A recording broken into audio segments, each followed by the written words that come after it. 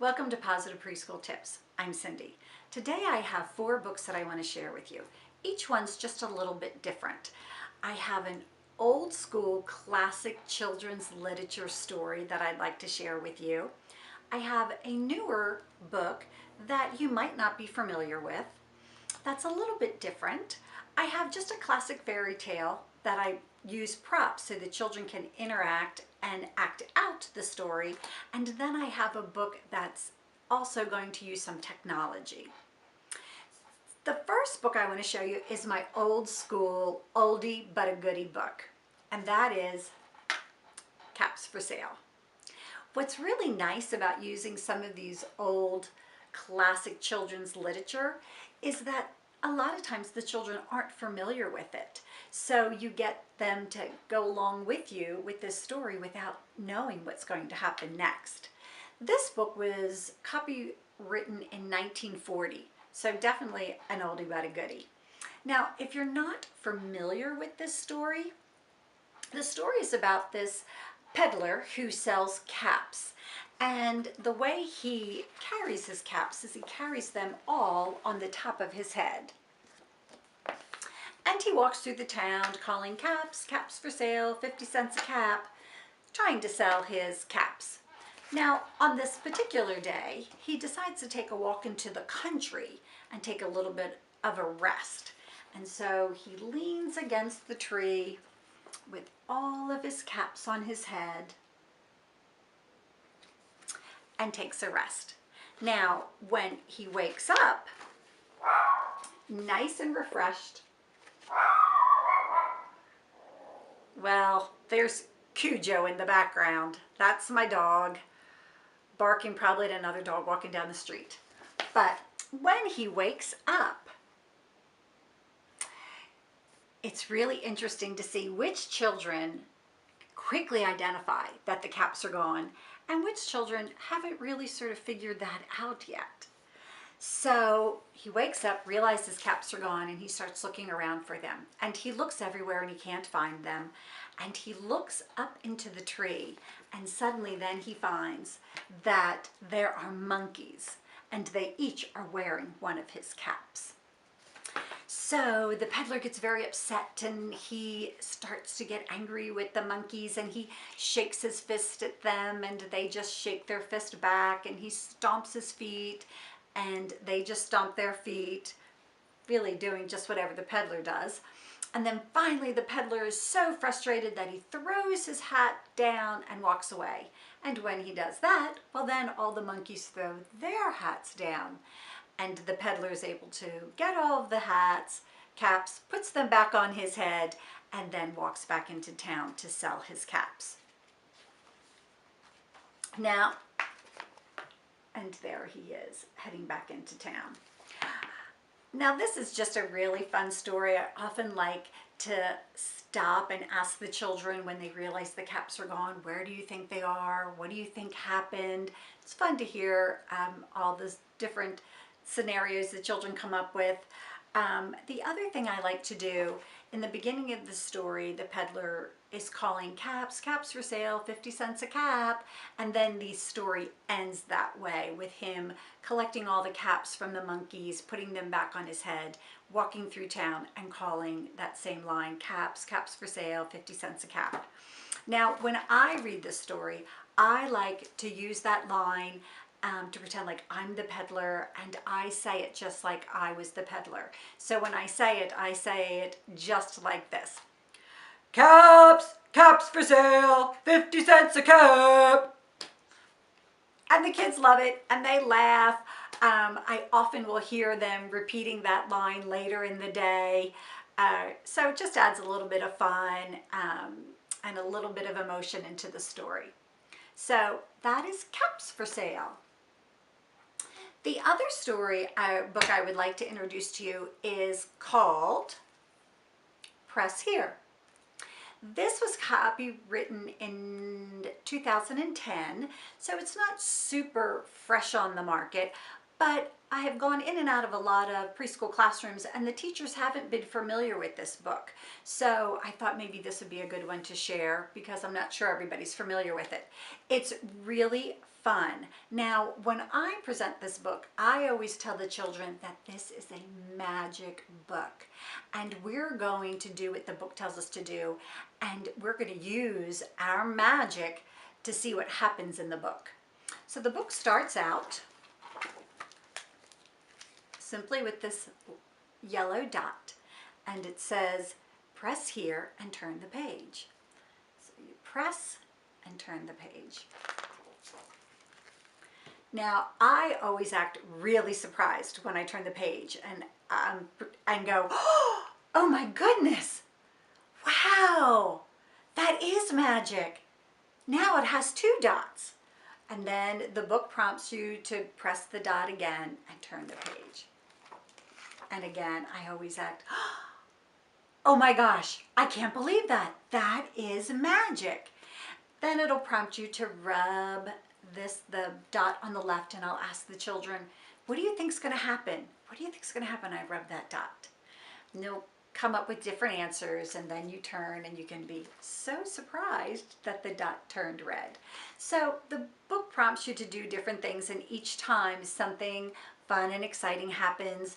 There is a part in the book where the children are supposed to blow, and they blow real hard, and then what happens is the dots and the page starts to move away, and they keep blowing, and it keeps moving further and further off the page. There is a spot where they have the children clap, and when they clap once and the dots get bigger, and then they have them clap 2 times and the dots get bigger, and I said, keep clapping, and you just have them clapping and clapping, and the dots get bigger and bigger until you get to this page. And then on this page it says, uh-oh, too loud, quick, press the white dot. And then I'll say to the children, what do you think is going to happen when I press the white dot? Any guesses? Take the guesses from the children, press that white dot, and then what happens is, back to the beginning. So that's a really fun book to use with the children. A follow-up activity that I like to do after I present this book is just put out some white paper and some different color bingo markers. The markers that have the little cushion on the bottom where you just press and they make these round dots, and have the children make their own press here page that can look any way they want. It's a lot of fun. The next book I want to present is actually just a classic children's fairy tale, The 3 Little Pigs. What I like to do is have the children act out the story and give each one of them a prop and a role to play. I have a wolf, and all I did is, this is a paint stick, and just taped the paint stick on the back and cut out the eyes so that one child can be the wolf. And then I have some pigs, and the pig I just printed from my computer, and then I just took a popsicle stick for this and taped it on the back and laminated it just to make it a little stiffer and cut the eyes out. So you have your wolf and your 3 pigs. Now, that's not really enough for everybody in your class then to interact and to have a part of the story. So what I've done is I then just took some regular poster board, and I took some pine straw and I hot glued it onto this piece of poster board, put some holes in it, put a string around it,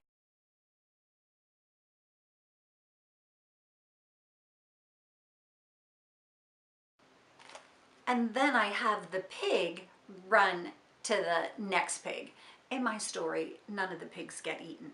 That's just my version. So then we have the house of sticks. So I've done the same thing, piece of poster board, got some actual sticks, hot glued them to the poster board. I colored a little brown in there just to make it a little less white. And I have the string, and again, the children just put it right over their head and they become the house of sticks.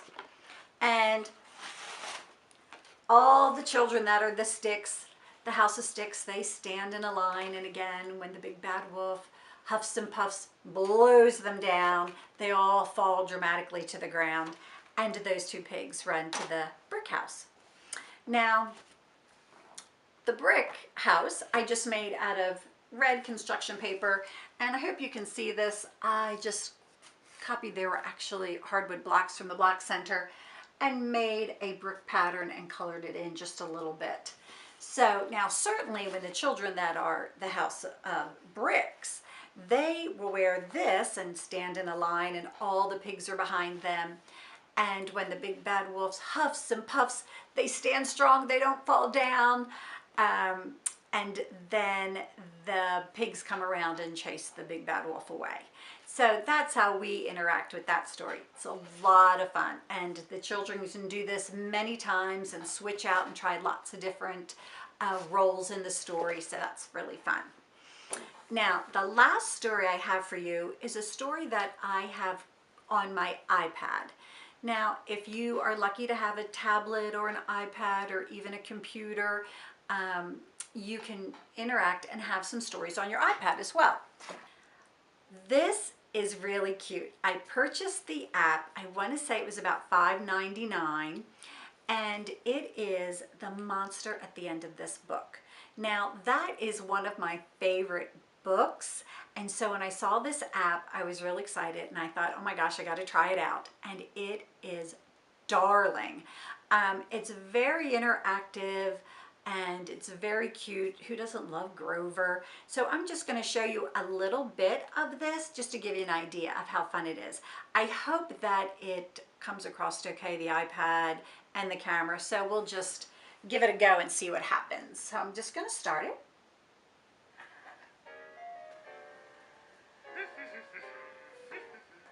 Oh, hello everybody. Oh, what is this? The monster at the end of this book. Starring lovable, furry, old Grover. Oh, that is me.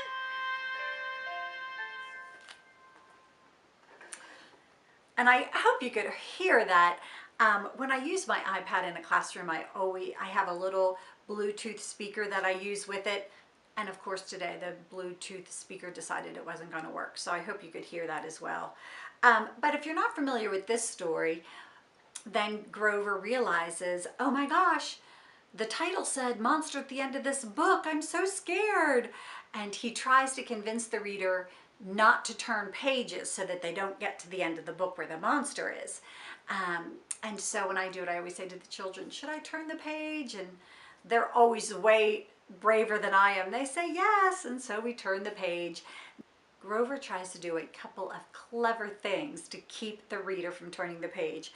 At one point, he nails one page to the next, thinking that that would keep the reader from turning the page. And that is really fun and interactive because you can then knock that wall down. So I'll show you how what that page looks like.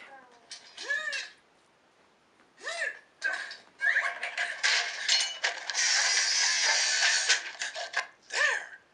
I, Grover, am nailing this page to the next one so that you will not be able to turn it. And we will not get any closer to the monster at the end of this book.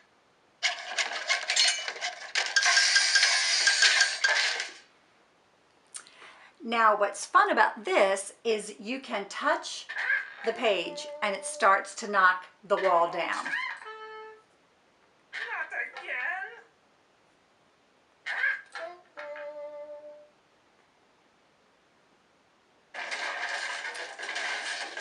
And if you were able to see that, then the whole wall knocks down and you can turn the page. And then he builds a brick wall, and you can touch the iPad and knock the brick wall down.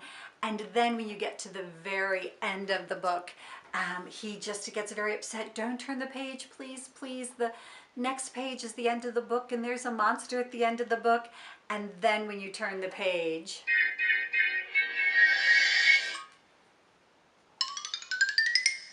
Well, look at that.